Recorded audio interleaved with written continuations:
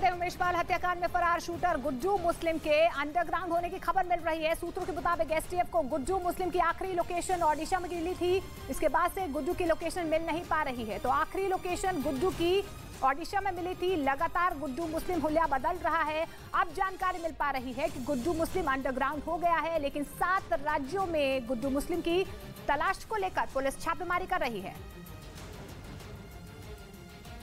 तो बड़ी खबर आपको बता दें कि 7 राज्यों में गुड्डू मुस्लिम की तलाश और ज्यादा तेज हो गई है। पुलिस की तरफ से लगातार छापेमारी हो रही है। लास्ट लोकेशन ओडिशा में गुड्डू मुस्लिम की मिली थी।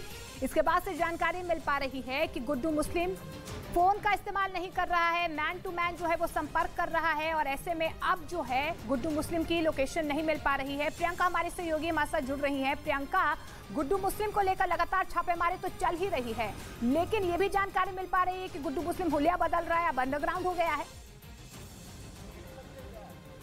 जी बिल्कुल, देखिए बताया जा रहा है कि मूंछें हटा ली हैं, हुलिया बदला जा रहा है। और जिन 7 राज्यों की अगर बात की जा रही है तो उत्तर प्रदेश की मेरठ की, दिल्ली आईएसबीटी, राजस्थान में उदयपुर जयपुर, बिहार में भागलपुर, पश्चिम बंगाल में रायगंज और छत्तीसगढ़, और उसकी जो लास्ट लोकेशन थी वो ओडिशा बताई जा रही है। तो ये जो 7 राज्य हैं इनके ये मेन पॉइंट है जहां पर गुड्डू मुस्लिम की लोकेशंस को ट्रेस करने की कोशिश जो है पुलिस कर रही है। 7 राज्यों में कहीं पर भी वो छुपा हो सकता है, लेकिन खास बात ये कि हुलिया बदल रहा है और फोन का इस्तेमाल नहीं कर रहा है। जी बिल्कुल, फोन का इस्तेमाल नहीं कर रहा है, हुलिया बदल रहा है। लेकिन इस बीच आपको बता दें, उमेश पाल हत्याकांड से जुड़ी इस वक्त एक और बड़ी खबर आ रही है। सूत्रों के मुताबिक ये खबर है कि गुड्डू मुस्लिम ने तस्करी के जरिए हथियार मंगवाए थे। अवतार सिंह और दिल्ली से अरेस्ट किए गए खालिद, जिशान और जावेद ने इसका बड़ा खुलासा किया है। खालिद और जिशान ने ही असद और गुलाम को दिल्ली में पनाह दी थी। गुड्डू मुस्लिम के कहने पर अवतार सिंह से खालिद और जिशान ने 10 हथियार मंगवाए थे। इन्हीं हथियारों का इस्तेमाल उमेश पाल हत्याकांड में हुआ था। तो आपको बता दें कि सूत्रों के हवाले से बड़ी खबर सामने आ रही है कि जिशान ने 10 हथियार मंगवाए थे। इन्हीं हथियारों का इस्तेमाल उमेश पाल हत्याकांड से हुआ था।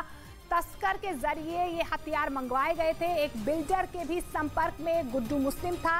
ये भी बड़ी जानकारी निकल कर आ रही है। प्रियंका लगातार हमारे साथ बनी हुई है। प्रियंका, किन किन हथियारों का इस्तेमाल हुआ, बड़ी जानकारी निकल कर आ रही है और ये भी जानकारी मिल पा रही है कि कुछ लोगों के संपर्क में दिल्ली में था गुड्डू मुस्लिम। देखिए, ये बताया जा रहा है कि ये जो शूट आउट में जो हथियार इस्तेमाल हुए उनको तस्कर गिरोह से मंगवाया गया है। अवतार सिंह, जिशान, जावेद, खालिद, ये जो 3 लोग हैं, जावेद, खालिद और जिशान, जो दिल्ली पुलिस के पास है, उन्होंने ये जानकारी दी है कि किस तरीके से संपर्क किया गया। 10 असला मंगवाया था और उन्हीं हथियारों का इस्तेमाल जो है वो शूट आउट के लिए किया गया है। साथ ही ये जानकारी भी मिल रही है कि लखनऊ के एक बहुत बड़े बिल्डर से लगातार फोन पे संपर्क में था। अब पुलिस उस पर भी इन्वेस्टिगेशन कर रही है कि क्या उस बिल्डर का भी उमेश पाल के शूट आउट से कुछ लेना देना है या नहीं, क्योंकि लगातार शूट आउट से पहले गुड्डू मुस्लिम उससे हर रोज घंटों की बात कर रहा था। जी बिल्कुल, तो बिल्डर के संपर्क में था और लगातार नए खुलासे इस पूरे मामले को लेकर हो रहे हैं। लेकिन उमेश पाल हत्याकांड में फरार शूटर गुड्डू मुस्लिम के अंडरग्राउंड होने की लगातार खबरें मिल रही हैं। सूत्रों के मुताबिक एसटीएफ को गुड्डू मुस्लिम की आखिरी लोकेशन ओडिशा की मिली थी। इसके बाद से गुड्डू की लोकेशन नहीं मिल पा रही है। फोन का इस्तेमाल गुड्डू मुस्लिम नहीं कर रहा है, हुलिया बदल रहा है लगातार गुड्डू मुस्लिम। ऐसे में जानकारी मिल पा रही है कि अब यूपी एसटीएफ, पुलिस प्रशासन 7 राज्यों में लगातार छापेमारी कर रहा है। और शिवम प्रताप हमारे सहयोगी हमारे साथ जुड़ रहे हैं। शिवम, लगातार यहाँ पर लोकेशन गुड्डू मुस्लिम बदल रहा है, हुलिया बदल रहा है, 7 राज्यों में छापेमारी हो रही है, क्या कुछ डिटेल्स? देखिए, अतीक अहमद गैंग का सबसे शातिर और शार्प माइंडेड अपराधी है गुड्डू मुस्लिम, और ये बात एसटीएफ भी जानती है। गुड्डू मुस्लिम टेक्निकल चीजों को हैंडल करना और उसके साथ साथ अकेले कैसे भागना है, इस चीज से परिचित है। क्योंकि 40 साल का अगर उसका बैकग्राउंड आप देखें तो वो लगातार पुलिस और एसटीएफ के रडार से दूर रहा है। ऐसे में एसटीएफ ने उसको 7 जगह ट्रेस किया था, लेकिन महज कुछ मिनट के फासलों से वो सब जगह से निकल गया।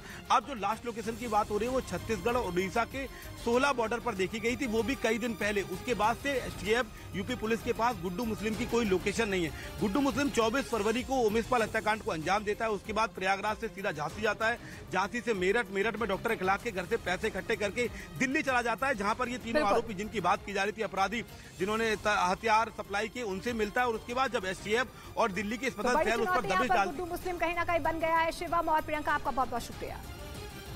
बड़ी खबर प्रयागराज से आ रही है। जेल में बंद अतीक अहमद के बेटे अली पर लोगों से मुलाकात पर प्रतिबंध लगा दिया गया है। फिलहाल अली नैनी जेल में बंद है, तो जेल में अतीक के बेटे अली पर बैन लगा दिया गया है। कोई भी अली से मुलाकात नहीं कर सकता है। अली नैनी जेल में बंद है। और ब्रेकिंग न्यूज उत्तर प्रदेश से आ रही है। उत्तर प्रदेश के प्रयागराज से बड़ी खबर, जहां पर माफिया सरगना अतीक अहमद के एक और काले कारनामे का पर्दाफाश हो गया है। पुलिस सूत्रों का ये दावा है कि अतीक अहमद ने सट्टा बाजार में अपने करोड़ों रुपए लगा रखे थे। दावा ये किया जा रहा है कि वो इसके लिए सट्टा बाजार के कई बड़े कारोबारियों से जुड़ा हुआ था, जो उसके पैसे को सट्टा बाजार में लगाते थे और वापसी में मोटी रकम उससे देते थे।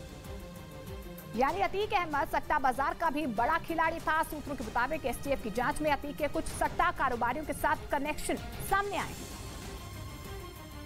जिसके बाद पुलिस ने 5 सट्टा कारोबारियों को रिजर्व पर ले लिया। सूत्रों के मुताबिक पुलिस को पता चला है कि अतीक का प्रयागराज के कुछ बड़े सट्टा कारोबारियों के साथ रिश्ता था। दावा है कि अतीक अपने अवैध वसूली के पैसों का इस्तेमाल सट्टा बाजार में करता था।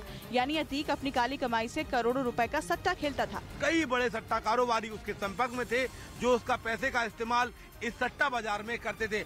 सूत्रों के मुताबिक अब पुलिस उन सट्टा कारोबारियों के बारे में जानकारी जुटा रही है जो अतीक के काले कारोबार में शामिल थे, ताकि उन पर भी लगाम लगाई जा सके और अतीक से जुड़े कई दूसरे राज के बारे में भी पूछताछ की जा सके।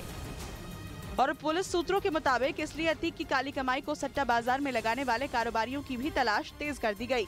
दावा है कि ये अतीक से मोटी रकम उठाकर उसे सट्टा बाजार में लगाते थे और बाद में अच्छी खासी कमाई कर पैसों की वापसी अतीक तक होती थी।